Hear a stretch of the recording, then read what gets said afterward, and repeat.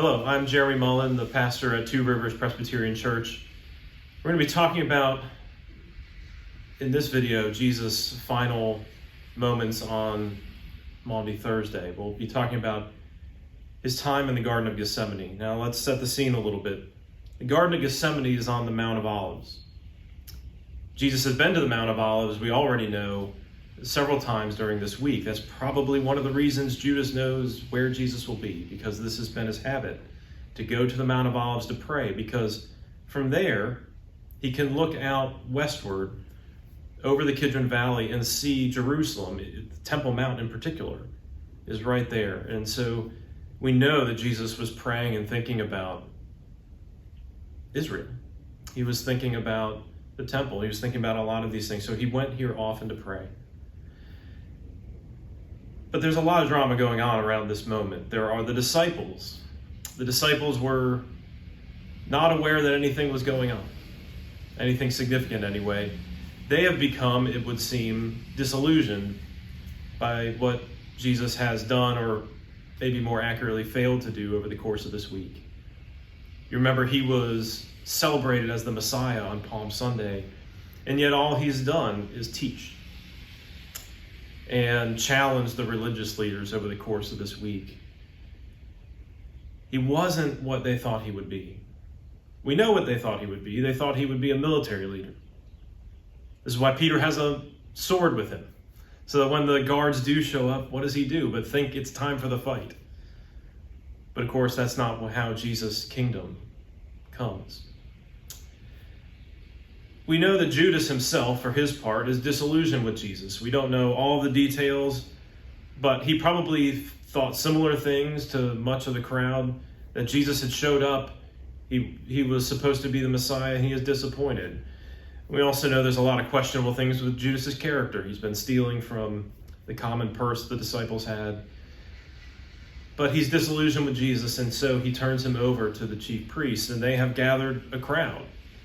Surely some of their own guards, but also it seems to be in a crowd that's larger than that, people who are upset with Jesus and what he is doing. And yet, despite all of the action with all these different people around Jesus, the drama of this part of the story happens in prayer. The drama is between the Father and the Son. The drama is in what's going on in Jesus' own heart. Ephesians tells us that Jesus knew what he was going to do, that the Father and the Son had prepared this plan from eternity past. Jesus knew what lay ahead.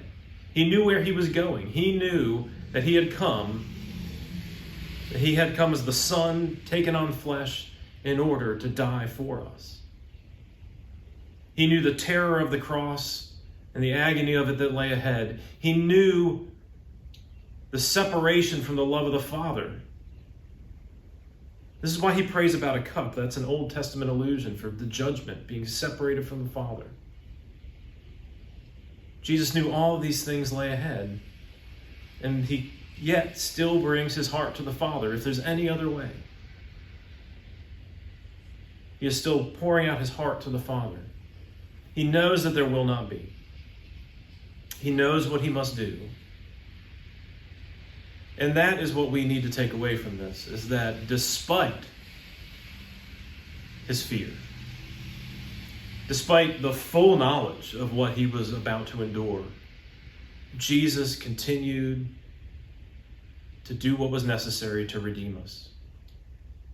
You see, what we ought to take away from this passage is a confidence in God's faithfulness, that Jesus did not leave us when the going got tough.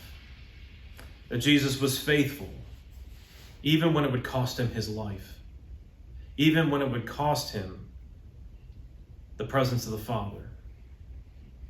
See, Jesus knew what was going to happen, how much it was going to cost him, and yet he was still faithful. And that ought to give us hope. That ought to give our church hope. That ought to give your church hope. That ought to give us hope despite what's going on in our lives individually. It ought to give us hope despite what we might think about what's going on in the culture around us. It ought to give us hope despite what we might think about the condition of the church and its prospects, that God is still faithful, and he will not fail. And if Jesus did not abandon us in this moment, he will not abandon us now. Thank you.